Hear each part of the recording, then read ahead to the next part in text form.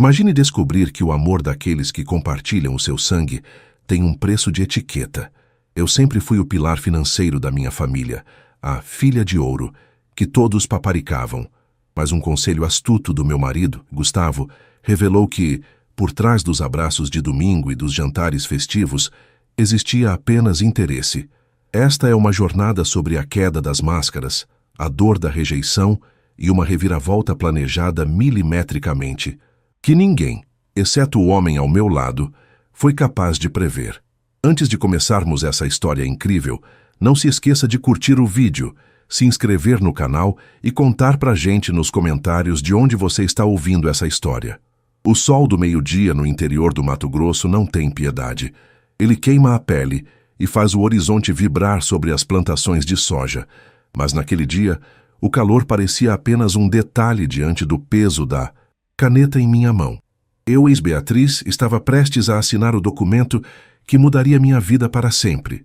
A Fazenda Esperança, que herdei de um tio distante e transformei em um império produtivo ao longo de uma década de suor, poeira e poucas horas de sono, estava sendo vendida. O valor? 52 milhões de reais, um número que, escrito por extenso no contrato do cartório, parecia surreal, quase obsceno. Gustavo, meu marido, estava sentado ao meu lado. Ele não dizia nada, apenas mantinha a mão firme sobre o meu ombro, um ancoradouro seguro em meio à tempestade de emoções que me inundava. Gustavo sempre foi o meu oposto, silencioso, observador, dotado de uma intuição que beirava o desconfortante. Enquanto eu celebrava cada safra recorde convidando minha irmã, Letícia, e meus pais, Neuza e Valdemar, para festas nababescas regadas ao melhor vinho e carnes nobres, Gustavo permanecia no canto, observando como os olhos deles brilhavam não para mim, mas para o brilho das taças de cristal e para a nova caminhonete na garagem. Assine, Bia. Você trabalhou o suficiente por 3 encarnações. Ele sussurrou perto do meu ouvido. O cheiro do perfume amadeirado dele me trouxe de volta à realidade. Com um movimento firme, a tinta azul manchou o papel. Estava feito. Eu não era mais uma fazendeira. Eu era uma multimilionária com a conta bancária transbordando e uma vida inteira de liberdade pela frente. Saímos do cartório e o ar-condicionado da nossa caminhonete blindada foi um alívio contra o mormaço da rua. Eu estava radiante, já fazendo planos de levar todos para uma viagem pela Europa, de comprar o apartamento que Letícia tanto cobiçava nos Jardins, em São Paulo, e de garantir uma aposentadoria de rei para o meu pai. Vamos contar para eles hoje à noite? Perguntei, pegando o celular para ligar para minha mãe. Quero fazer um jantar especial no melhor restaurante da cidade. Gustavo segurou meu pulso gentilmente antes que eu pudesse discar. Ele me olhou nos olhos com uma seriedade que me fez gelar a espinha. Bia, eu quero te propor um teste. Um teste de lealdade. Do que você está falando, Segu? Eu ri, nervosa. É a minha família. Exatamente. É a sua família. Aquela que você sustenta há 5 anos. Letícia não trabalha porque você paga o cartão dela. Seu Valdemar trocou de carro 3 vezes com o seu dinheiro. Eles te amam, Bia. Eu não duvido disso. Mas a pergunta é, eles amam você ou a sua conta bancária? Senti uma pontada de indignação. Minha família era meu porto seguro, ou pelo menos eu acreditava piamente nisso. Gustavo continuou, ignorando minha expressão. De descrença, diga a eles que a venda deu errado. Diga que você foi vítima de um golpe, que a fazenda foi embargada por dívidas fiscais antigas que você não conhecia e que agora você não tem mais nada. Diga que estamos falidos e que vamos precisar morar de favor na casa dos seus pais por uns meses até nos reerguermos. Isso é loucura, exclamei, olhando para as palmeiras imperiais que passavam pela janela. Eles vão ficar arrasados por mim. Vão querer me ajudar. Se eles fizerem isso, eu nunca mais questiono o caráter deles e passarei o resto da vida te pedindo desculpas. Mas, se eu estiver certo, você vai se poupar de sustentar parasitas pelo resto dos seus dias. Por favor, faça isso por nós, pelos próximos 50 anos do nosso casamento. O desafio estava lançado. Durante o trajeto até a casa dos meus pais, o silêncio no carro era denso. interrompido apenas pelo som do pneu no asfalto quente. Eu olhava para minhas mãos e pensava em quantas vezes aquelas mesmas mãos ajudaram Letícia a sair de enrascadas financeiras causadas por puro capricho. Lembrei-me do olhar de desdém que minha mãe dava para as pessoas comuns no mercado, como se o sucesso da filha a tivesse elevado a uma casta divina. Chegamos à casa deles no final da tarde. Era uma residência ampla, financiada integralmente por mim, com um jardim impecável que eu pagava para manter. Neuza apareceu na varanda com um sorriso largo, segurando uma taça de espumante. "Minha filha vitoriosa!" ela exclamou, vindo me abraçar. O cheiro de hidratante caro dela me sufocou por um momento. "Letícia já está aqui. Estávamos justamente olhando uns catálogos de cruzeiros para o final do ano. Você disse que íamos comemorar hoje, não foi?" Entramos na sala de jantar. A mesa estava posta com requinte, mas não por carinho, e sim porque eles esperavam o anúncio do bônus que receberiam. Letícia estava sentada no sofá, mexendo no celular de última geração que eu dei de aniversário. Meu pai, Valdemar, abriu um sorriso ao ver Gustavo, esperando talvez uma conversa sobre investimentos ou cavalos de raça. Sentem-se, meu pai disse, batendo no encosto da cadeira. E então, se como foi no cartório, o dinheiro já caiu na conta? Já podemos brindar aos novos donos do mundo? Olhei para Gustavo. Ele me deu um aceno quase imperceptível. Respirei fundo, sentindo meu coração martelar contra as costelas. Minhas palmas estavam suadas. Eu ia mentir para as pessoas que mais amava, mas algo no olhar cínico de Letícia, que já perguntava se eu tinha visto a bolsa nova da Prada, me deu o impulso necessário. Na verdade, foi que comecei, minha voz falhando levemente, o que serviu perfeitamente para o drama da situação. Aconteceu um desastre. O silêncio que se seguiu foi absoluto. Neuza baixou a taça. Letícia finalmente tirou os olhos do celular. "Como assim, um desastre, Beatriz?" Letícia perguntou, a voz subitamente aguda. "O comprador, ele descobriu uma fraude na documentação que vinha desde antes do meu tio falecer. A Receita Federal bloqueou tudo. A fazenda foi tomada como garantia de uma dívida trabalhista milionária e de impostos sonegados por décadas. Eu não só perdi a venda, como perdi a terra. O banco congelou nossas contas pessoais para a investigação. Gustavo assumiu o papel com uma perfeição teatral. Ele baixou a cabeça, passando a mão pelo rosto, fingindo um cansaço extremo. Nós perdemos tudo, Gustavo disse, sua voz soando oca. Tivemos que entregar as chaves da caminhonete agora há pouco. Viemos de táxi. Não temos nem onde dormir amanhã, porque a casa da cidade também entra no espólio da dívida. Eu olhei para minha mãe, esperando um abraço, vai ficar tudo bem, estamos aqui com você. O que vi, no entanto, foi uma transformação assustadora. O sorriso de Neuza desapareceu, dando lugar a uma máscara de horror e, logo em seguida, de irritação. Como você foi tão incompetente, Beatriz? As palavras de Letícia foram como chicotadas. Ela não perguntou se eu estava bem. E o meu apartamento? Você prometeu que ia dar o sinal este mês. Eu já cancelei meu contrato de aluguel. Letícia, eu estou dizendo que não tenho dinheiro nem para comer. E você está preocupada com o apartamento? Perguntei, sentindo as primeiras lágrimas, desta vez reais, de decepção, subirem aos meus olhos. E nós? Meu pai interveio, a voz grossa de raiva, nem sombra do homem afável de 10 minutos atrás. Eu contava com aquela renda mensal que você me passava.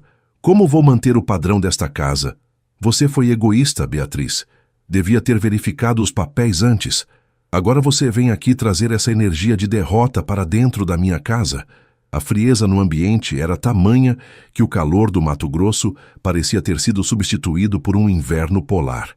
Eu olhei para Neuza, minha própria mãe, buscando um resquício de humanidade. Ela estava limpando uma mancha invisível na mesa, sem me olhar nos olhos. Beatriz, você sabe que esta casa é pequena, ela começou, com uma voz gélida. Não temos estrutura para receber 2 adultos de repente.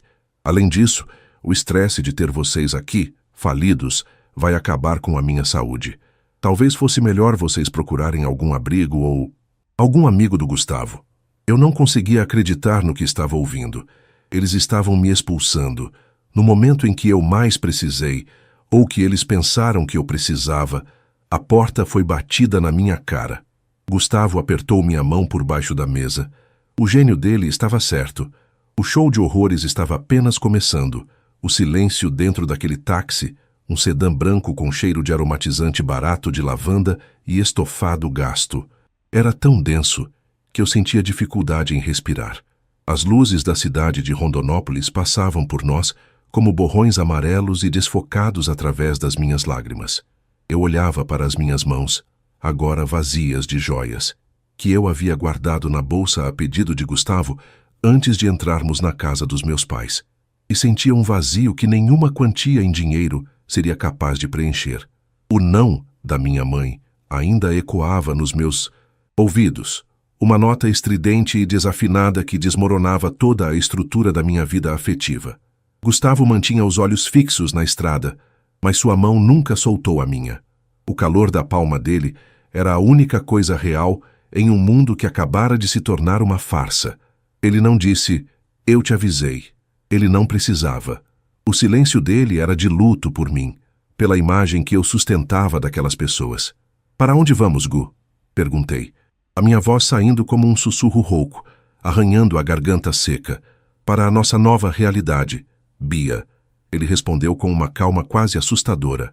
Aluguei uma casa pequena em um bairro operário, perto da saída para a BR. É um lugar simples.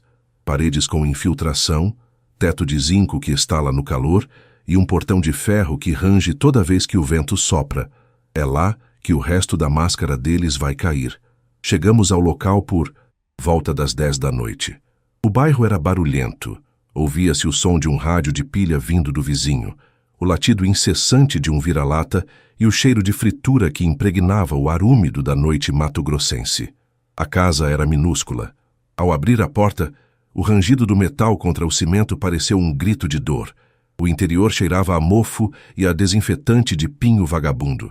Havia apenas uma cama de casal antiga, uma mesa de fórmica com 2 cadeiras bambas e uma geladeira que roncava como um animal doente no canto da cozinha. É perfeito, eu disse, e dessa vez a ironia não doeu tanto quanto a traição. Naquela primeira noite, não dormimos.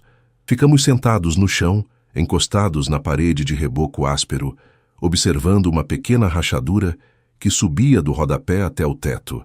Gustavo me explicou que já tinha transferido o dinheiro da venda para contas em paraísos fiscais e fundos de investimento que ele vinha preparando há meses, tudo sob o mais absoluto sigilo. Oficialmente, éramos insolventes. Meus antigos cartões de crédito foram cancelados, por ele, mas minha família pensaria que foi o banco. Na manhã seguinte, o sol invadiu o quarto sem a cortesia das cortinas de linho que eu tinha na fazenda. O calor era sufocante. Meu celular, que eu havia deixado ligado apenas para observar a reação deles, começou a vibrar. Não eram mensagens de apoio. Eram notificações do grupo da família no WhatsApp. Neuza, mãe. Beatriz, seu pai passou a noite passando mal por causa do desgosto que você nos deu. Como você pôde ser tão irresponsável com o patrimônio da família? Já falamos com o advogado. Como o imóvel onde moramos está no seu nome, mas foi fruto do esforço familiar, como se eu não tivesse te criado com todo o luxo. Vamos entrar, com uma ação para garantir que você não perca a nossa casa para as suas dívidas. Por favor, não venha aqui. Não queremos oficiais de justiça batendo na nossa porta por sua causa. Li aquilo 3 vezes, sentindo o estômago revirar. Esforço familiar. Meu pai nunca trabalhou um dia sequer depois que eu comprei a fazenda. Minha mãe passava os dias em salões de beleza e chás beneficentes com o meu dinheiro. E agora, o medo deles era perder o teto que eu lhes dei. Eles vão tentar tirar a casa de você antes que os supostos credores o façam, comentou Gustavo, servindo um café ralo em uma caneca de plástico. É o instinto de preservação dos parasitas. Eles não querem te salvar. Eles querem salvar o que restou do seu sangue que eles ainda podem sugar. 2 dias depois, Letícia apareceu na casa. Ela chegou em um carro de aplicativo, descendo com um lenço no rosto como se o ar do bairro fosse contaminado. Quando ela entrou e viu o estado do lugar, o nojo em sua expressão foi visceral. Ela não me deu um abraço. Ela nem sequer se sentou. Beatriz, isso é deprimente, ela disse, apontando para a mancha de umidade na parede. Olha como você está vivendo. E pensar que semana passada estávamos planejando minha mudança para os jardins? Sinto muito por ter estragado seus planos, Letícia, respondi, tentando manter a voz firme. Mas estou realmente preocupada em como vou pagar a luz deste mês. Você poderia me emprestar uns R$ 1.000, só para a gente se estabilizar? Letícia recuou um passo, como se eu tivesse pedido um rim. Ela soltou uma risada nervosa, ajustando a bolsa de grife no ombro. Uma bolsa que eu paguei, ironicamente. R$ 1.000? Bia, você ficou louca? Eu estou sem meu limite extra, porque você não pagou a fatura deste mês. Eu vim aqui para te dizer que vou levar aquela televisão de 75 polegadas que você deixou na fazenda antes que o banco tome. É o mínimo, já que você me deu, e agora vai me deixar na mão.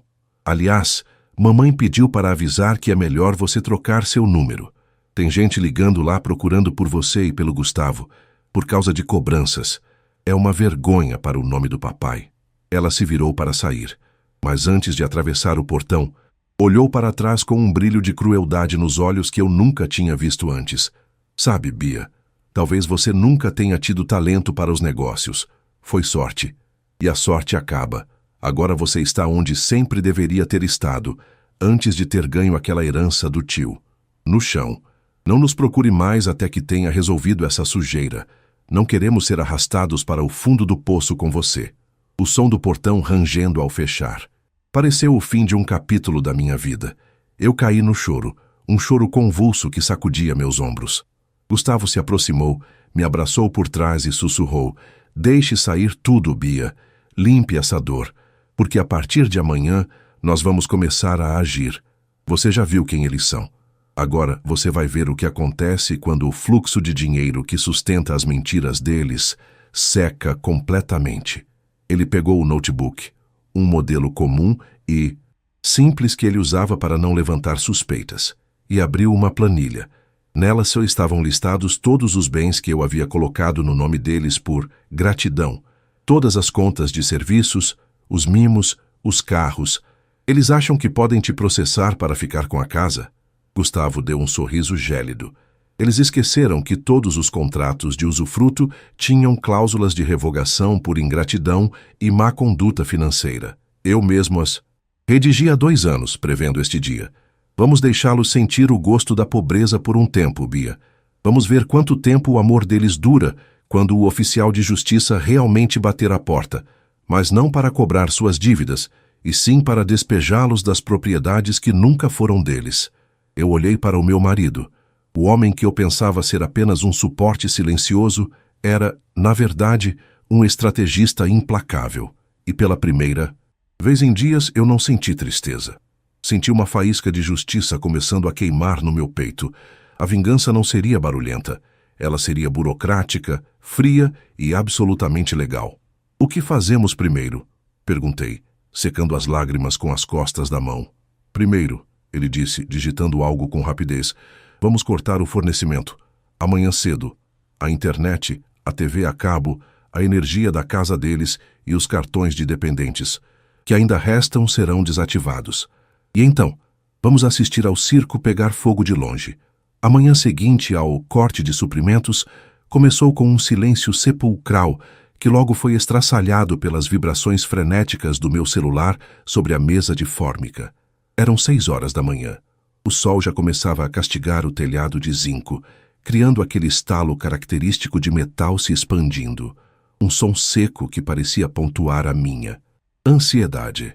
Gustavo estava na pequena cozinha, coando um café cujo aroma era forte e terroso, bem diferente das cápsulas gourmet que costumávamos consumir na fazenda. Ele não parecia nem um pouco afetado pelo caos que havíamos desencadeado com um simples clique no aplicativo do banco e alguns telefonemas para as concessionárias de serviço. As mensagens no WhatsApp chegavam em cascata. O grupo da família, que antes era repleto de fotos de viagens e pedidos de dinheiro disfarçados de saudades, agora era um campo de batalha. Minha mãe, Neuza, postava áudios de 30 segundos. a voz trêmula de uma indignação que ela tentava disfarçar como preocupação com a saúde do meu pai. Beatriz, o que está acontecendo? A luz da casa acabou de ser cortada.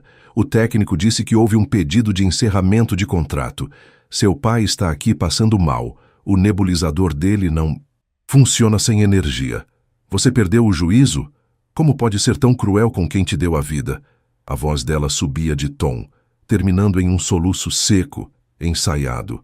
Logo em seguida, Letícia, minha irmã, disparou uma sequência de pontos de exclamação. O plano de dados dela, que eu pagava como dependente, fora bloqueado. Ela estava usando o Wi-Fi de algum vizinho para me atacar. Minha internet caiu, Beatriz. Eu tinha uma reunião de trabalho remota agora cedo. Você quer acabar com a minha carreira também? Que tipo de monstro você se tornou por causa desse fracasso financeiro? Se você está na lama, não precisa arrastar a gente junto. Ligue agora para a companhia e resolva isso. Senti um nó na garganta, mas não era de culpa. Era a realização dolorosa de que, para elas, a minha falência era apenas um inconveniente logístico. Ninguém perguntou se eu tinha o que comer naquela manhã ou se eu tinha dormido bem naquele colchão de espuma rala. Gustavo colocou a caneca de plástico na minha frente e sentou-se na cadeira bamba. Não responda, ele disse, com uma voz calma que era o meu único ancoradouro. Deixe que o silêncio cozinhe o desespero deles. Hoje vamos nos encontrar com o Dr. Faustino. Ele já está com a papelada pronta. Dr. Faustino era um advogado veterano em Rondonópolis, conhecido por sua discrição e por não ter medo de casos complexos envolvendo grandes fortunas. Ele não era um desses advogados de porta de cadeia, mas sim um estrategista jurídico que Gustavo conhecia há anos. Encontramo-nos com ele em uma padaria simples, longe do centro comercial, para não sermos vistos. Faustino era um homem de cabelos brancos, olhos miúdos e um aperto de mão que transmitia uma segurança absoluta. Dona Beatriz, li os contratos que a senhora assinou ao longo dos anos. Ele começou, abrindo uma pasta de couro gasta. A senhora foi muito generosa, mas o Gustavo foi muito precavido. Todas as doações de imóveis e as cláusulas de usufruto que a senhora concedeu aos seus pais e à sua irmã contêm a previsão de revogação por ingratidão, conforme os artigos do Código Civil. E o que eles fizeram nos últimos dias, documentado pelas mensagens e pela expulsão da senhora, da própria residência que custeou, configura perfeitamente esse cenário. Eles acham que a senhora está quebrada e que podem chutar o que sobrou. O que eles não sabem é que a senhora ainda é a proprietária legal de tudo, e eu já entrei com o pedido de reintegração de posse e a anulação das doações. Saí daquela reunião sentindo um peso sair das minhas costas, mas a prova de fogo ainda viria. À tarde, enquanto eu tentava organizar meus pensamentos no calor abafado da casinha de aluguel, ouvimos o barulho de um motor de luxo estacionando na rua de terra. Era a caminhonete de Letícia, outra que eu pagava as prestações. Ela desceu batendo a porta com força, o rosto vermelho de raiva sob o sol escaldante. Neuza estava no banco do passageiro, com um leque na mão, abanando-se freneticamente. Elas entraram no quintal pequeno, chutando o mato que crescia entre as fendas do dulce cimento. Quando Letícia atravessou o portão de ferro rangendo, seus olhos percorreram a casa com um desprezo que quase podia ser tocado. Que circo é esse, Beatriz? Ela gritou, sem nem entrar na sala. Papai está lá em casa morrendo de calor porque você não pagou a conta de luz.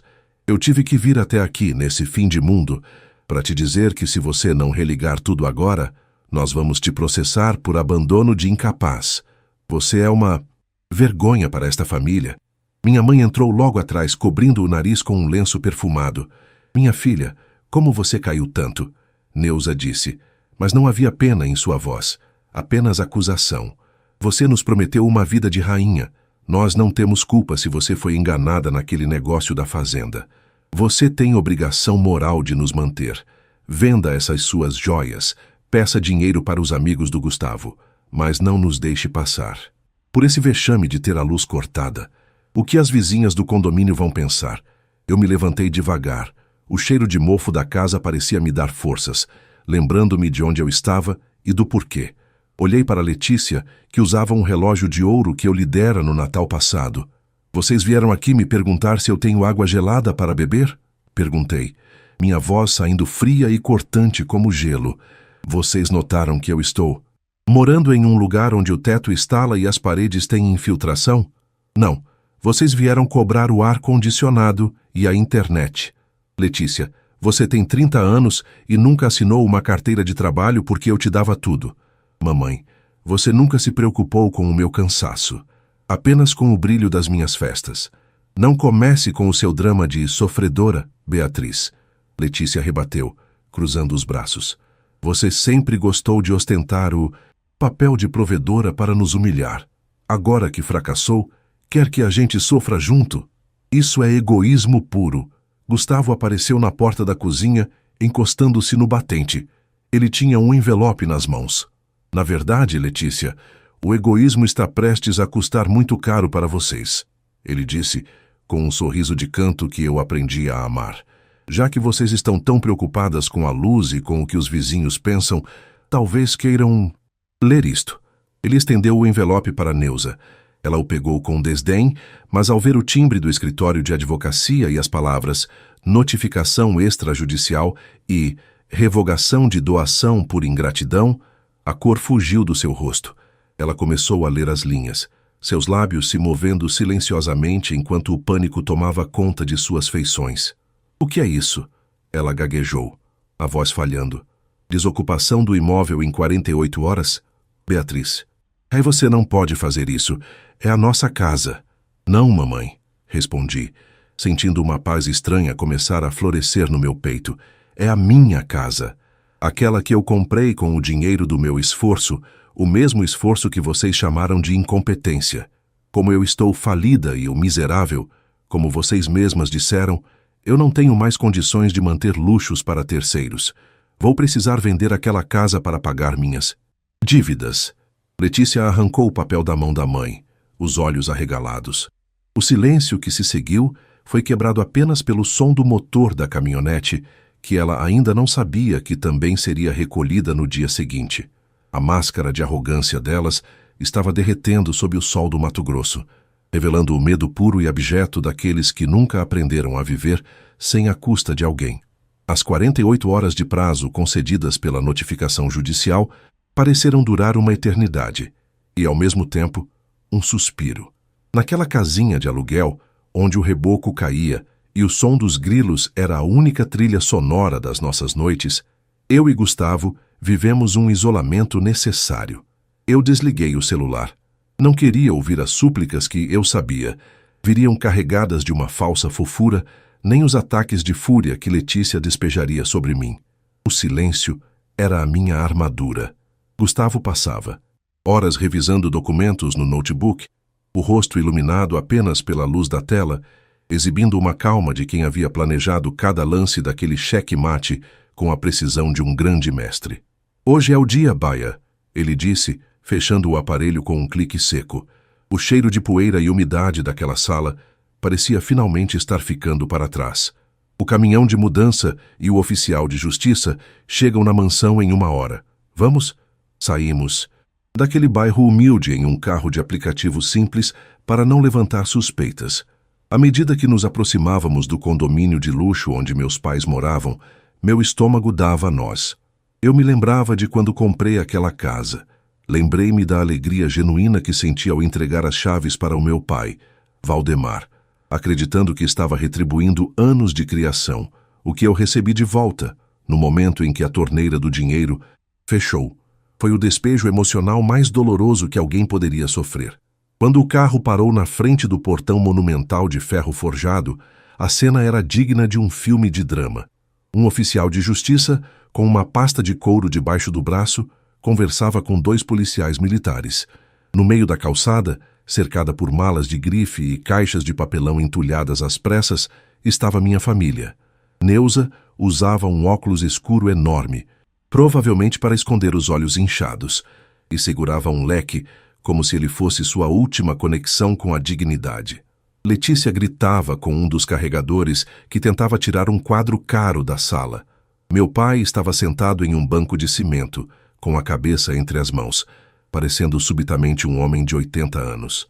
Assim que descemos do carro, o olhar de Letícia me encontrou.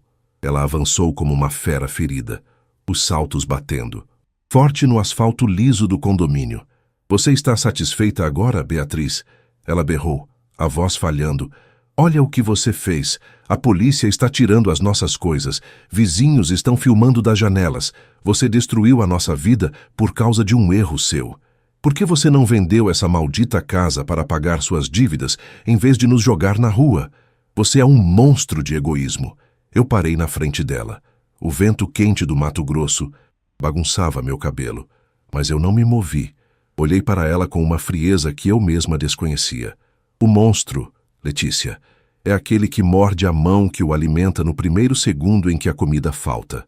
Respondi, minha voz saindo baixa, mas carregada de uma autoridade que a fez recuar um passo.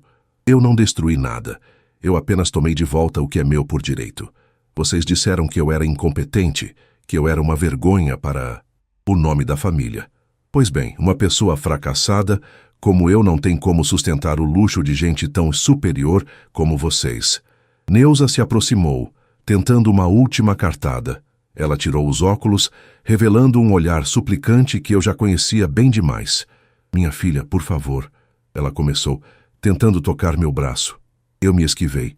Nós fomos pegos de surpresa. Estávamos estressados, com medo do futuro.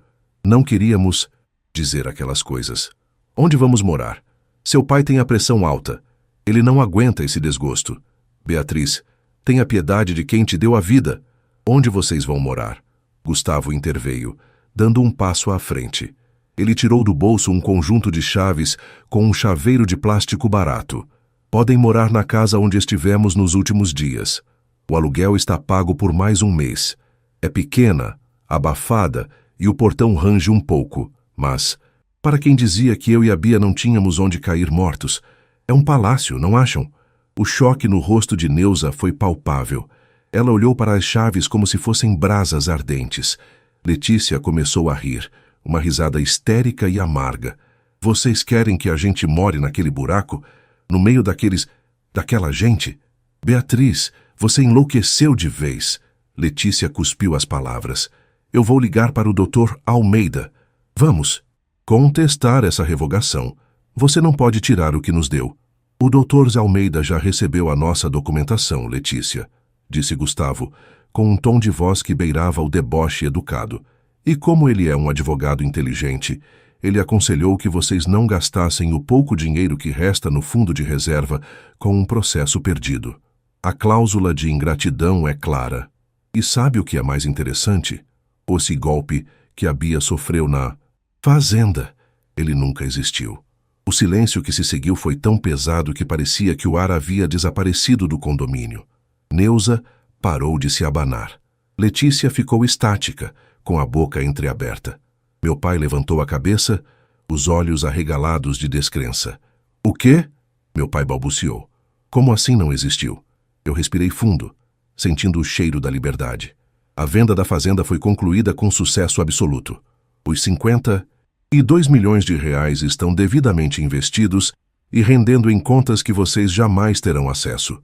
Tudo o que aconteceu nos últimos dias, a notícia da falência, a perda da caminhonete, a ida para aquela casinha humilde, foi um teste.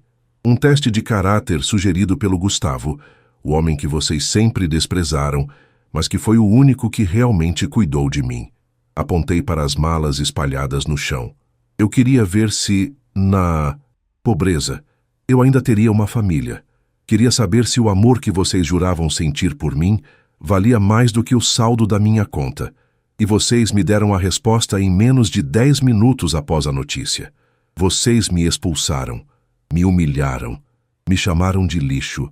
Vocês não amam a Beatriz, vocês amam o CNPJ da Beatriz. Neuza caiu de joelhos no asfalto, começando a chorar de verdade agora, um choro de desespero por ter perdido a galinha dos 4 peças. Ovos de ouro. Bia, meu amor, perdoe a sua mãe. Ela clamava, tentando segurar minha barra da calça. Eu estava fora de mim. Nós podemos recomeçar. Vamos para a fazenda. Vamos ser uma família de novo. Eu prometo que tudo vai ser diferente. Vai ser diferente sim, mãe. eu disse, sentindo uma lágrima solitária escorrer, mas não de tristeza, e sim de encerramento. Porque a partir de hoje, vocês não têm mais uma filha. Multimilionária. Vocês têm exatamente o que construíram, nada. Eu já assinei os papéis de venda desta mansão. O novo proprietário chega amanhã. As joias que eu dei para vocês estão descritas na revogação. Os carros estão sendo buscados agora pelo guincho, como se fosse um sinal divino. O som de um caminhão guincho dobrando a esquina ecoou pelo condomínio. Era a caminhonete de Letícia sendo recolhida. Ela começou a gritar, correndo, em direção ao veículo, mas foi impedida pelos policiais. Gustavo, vamos embora, eu disse, dando as costas para aquele espetáculo de ganância e ruína. Temos uma viagem marcada para a Suíça amanhã e eu ainda preciso arrumar as malas de verdade. Beatriz, não faça isso com a gente, meu pai gritou, mas sua voz já estava longe. Caminhamos em direção a um SUV preto de luxo que acabara de estacionar para nos buscar. O nosso verdadeiro carro que Gustavo mantivera guardado. Entramos e, enquanto o motorista arrancava suavemente, olhei pelo retrovisor. Vi 3 pessoas pequenas, cercadas por caixas, no meio de uma rua onde elas não pertenciam mais. A vingança não tinha o gosto amargo que eu imaginei. Tinha gosto de justiça e, acima de tudo, de paz. O gênio do meu marido não apenas salvou o meu dinheiro, ele salvou a minha vida de uma vida inteira de mentiras.